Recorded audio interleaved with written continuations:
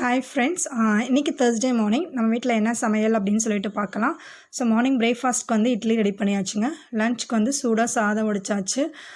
அதுக்கு வந்து இன்றைக்கி வந்து பச்சை மொச்சப்பயிறு அது வந்து வாங்கிட்டு வந்து நேற்று நைட்டே உரிச்சு வச்சிட்டோம். ஸோ உரிச்சிட்டு அதை தான் இன்றைக்கி முருங்கைக்காய் கத்திரிக்காய் எல்லாம் போட்டு ஒரு புளிக்குழம்பு மாதிரி ரெடி பண்ணியிருந்தேன். ஸோ குவான்டிட்டி கொஞ்சம் ஜாஸ்தியாக வேணும், இட்லி தோசைக்கும் இது வச்சுக்கலாம், சாதத்துக்கு வச்சுக்கலாம் அப்படின்னு சொல்லிட்டு புளிக்குழம்பு மாதிரி தேங்காய் அரைச்சி ஊற்றி தான் வச்சுருக்கேன். ஸோ ரொம்பவே டேஸ்ட்டாக இருந்துச்சுங்க. மார்னிங் இட்லிக்கு இது சட்னி இட்லி பொடி வச்சு சாப்பிடும்போது ரொம்ப டேஸ்ட்டாக இருந்துச்சு. ஆக்சுவலாக இது வந்து நாட்டு மொச்சை கிடையாது, இது வந்து அவரைப்பயிர் அப்படின்னு சொல்லுவோம். ஏன்னா நாட்டு மொச்சை வந்து அது வந்து பெருசாக டிஃப்ரெண்ட்டாக ரொம்ப டேஸ்ட்டாக இருக்குங்க அந்த குழம்பு இதை விட.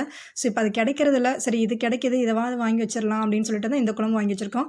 ஸோ உங்கள் ஊர் அந்த நாட்டு மொச்சை கிடைக்குதான்னு சொல்லிட்டு சொல்லுங்கள். இது ரொம்ப ரேராக தான் கிடைக்கிது. மோஸ்ட்லி இந்த அவரைப்பயிர் தான் இப்போ எல்லா மார்க்கெட்லேயுமே கொண்டு வராங்க, ஹைப்ரிட் வெரைட்டி மாதிரி இருக்குது. அடுத்து வந்து பீர்க்கங்காய் கூட்டு தாங்க ரெடி பண்ணியிருந்தேன். ஸோ பீர்க்கங்காய் வந்து கடலைப்பருப்பு மட்டும் தான் போட்டு வச்சேன், பாசிப்பருப்பு போடலை, வேணான்னு சொல்லிட்டாங்க வீட்டில். ஸோ வெறும் கடலைப்பருப்பு மட்டும் போட்டு தேங்காய் சீரகம் பூண்டு எல்லாம் அரைச்சி ஊற்றி தாளித்து வச்சுருக்கேன். ஸோ ரொம்ப டேஸ்ட்டாக இருந்துச்சுங்க பீர்க்கங்காய் கூட்டு. அடுத்து சீனி அவரைக்காய், எங்கள் ஊரில் அப்படி தான் சொல்லுவோம், உங்கள் ஊரில் சில பேர் இதை வந்து கொத்தவரங்காய் அப்படின்னு சொல்லுவாங்க.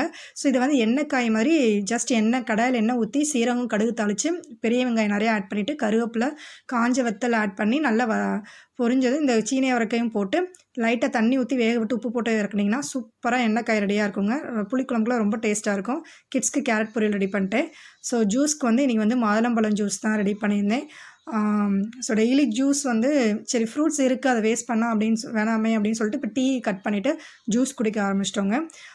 ஸோ பாப்பா ஸ்நாக்ஸ்க்கு வந்து ஃப்ரூட்ஸ் வச்சுட்டு ஈவினிங் ஸ்நாக்ஸ்க்கு வந்து இந்த சீவல் ரெடி பண்ணிட்டேன்.